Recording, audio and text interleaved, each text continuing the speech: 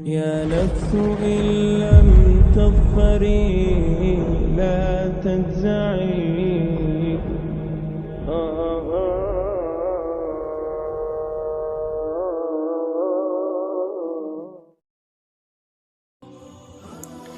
دوستو، انسان کی زندگی میں ہر قسم کا وقت آتا ہے اور ہر طرح کے موڑ آتے ہیں. جب کبھی خوشیاں اور آشائش ہمیں اللہ رب العزت کی طرف سے غافل کرتی ہے تو ہم راستہ بھٹک کر مشکلات کا شکار ہو جاتے ہیں.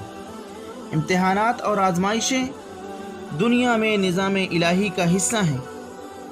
امتحانات اور مشکلات کے بھور میں بسا اوقات حالات انتہا درجے تک بگڑ جاتے ہیں، مشکلیں بڑھ جاتی ہیں، ظلم کے بادل چھٹنے میں اتنی تاخیر ہو جاتی ہے کہ بدگمانیاں، مایوسی اور نا امیدی دلوں میں گھر کر جاتی ہے.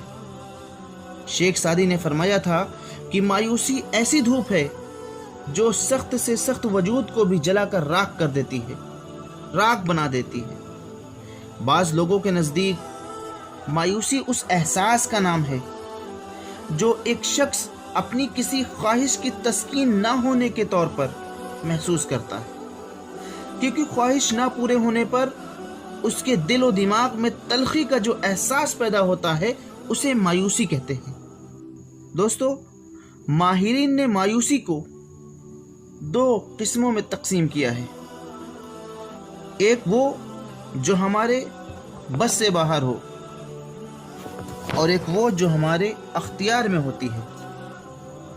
پہلی قسم میں اگر کسی شخص کی خواہش ہے کہ اس کا بچہ اعلیٰ سے اعلیٰ تعلیم حاصل کرے، زندگی میں بہت کامیاب اور کامران ہو، مگر مختلف وجوہات کی بنا پر اس کی یہ خواہش پوری نہیں ہو پاتی ہے، تو یہ اختیار سے باہر والی مایوسی ہے.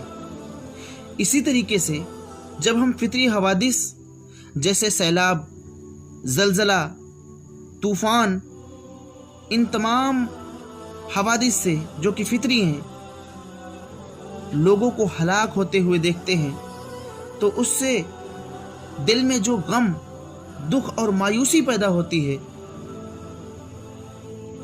وہ ناقابل اختیار ہے. خالق کائنات نے دنیا کو اس اصول پر تخلیق فرمایا ہے، یہاں انسان کی زندگی کامیابیوں اور ناکامیوں کے مابین کشمکش کا شکار ہے.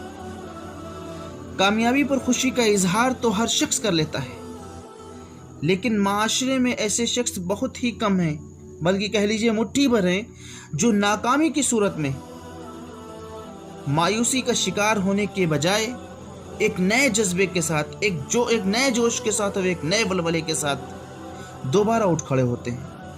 مشہور ماہر نفسیات ڈینیل کرنیگی اس حقیقت کی طرف اشارہ کرتے ہوئے کہتے ہیں کہ جب انسان ناکامیوں اور مشکلات کے بھور میں پھنس جاتا ہے تو اس کے لیے دو راستے ہوتے ہیں، ایک مثبت راستہ اور دوسرا منفی راستہ. اگر انسان ایسے میں مثبت راستہ اختیار کرتا ہے تو یہی ناکامیاں اور محرومیاں اس کی خوابیدہ صلاحیتوں کو جگا کر مہمیز کر دیتی ہے، اور اگر ایسے میں منفی راستہ اختیار کیا جائے تو یہ مایوسی اس کا مقدر بن کر تساہل، احساس کمتری، خوف، جرم، یہاں تک کہ خودکشی جیسے انتہائی اقدام تک لے جاتی ہے. دوستو، ہمیں غور کرنا چاہیے، ہمیں سوچنا چاہیے، ہمیں سوال اٹھانا چاہیے کہ انسان کے مسلسل ناکام ہونے کی وجہ کیا ہوتی ہے. دوستو، انسان کے مسلسل ناکام ہونے کی بنیادی وجہ یہی ہوتی ہے کہ وہ ایک غلطی کرنے کے بعد فوراً دوسری غلطی کا ارتکاب کرتا ہے. ایک ناکامی کے بعد اس کا ازالہ کرنے کے بجائے حزن و ملال میں وقت ضائع کرتا ہے.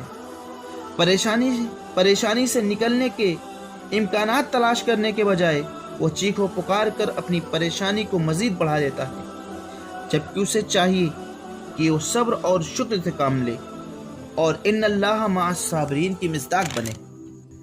امریکی ماہر نفسیات ڈاکٹر ولیم آرچر کے مطابق آدمی سب سے زیادہ جس چیز میں وقت برباد کرتا ہے وہ افسوس اور مایوسی ہے.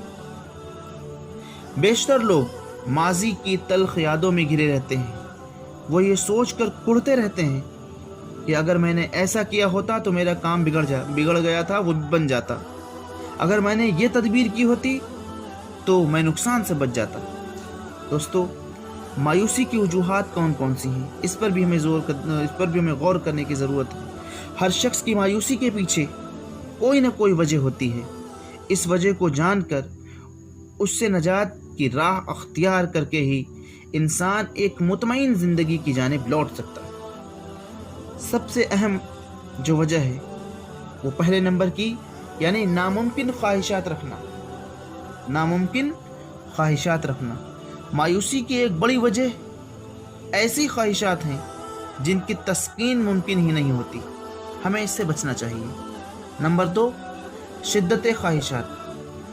کسی خواہش کا بہت زیادہ شدید ہونا بھی مایوسی کی وجہ بنتا ہے، کیونکہ خواہش جتنی زیادہ شدید ہوگی اس کی تسکین سے اتنی ہی زیادہ خوشی بھی حاصل ہوگی، لیکن اگر وہ خواہش پوری نہ ہو تو مایوسی بھی اس سے کہیں زیادہ شدید ہوتی ہے۔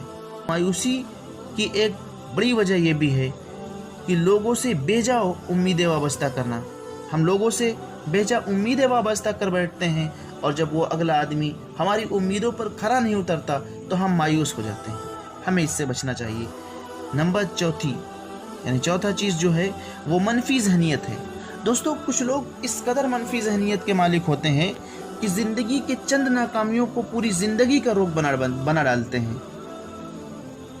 ہر جگہ، ہر محفل میں مایوسی کی بات کریں گے، جبکہ ان کو چاہیے کہ اپنی ذہنیت کو مثبت کریں اور اللہ پر توکل اور بھروسہ رکھیں، اور اس بات کو یاد رکھیں کہ مایوسی کفر ہے۔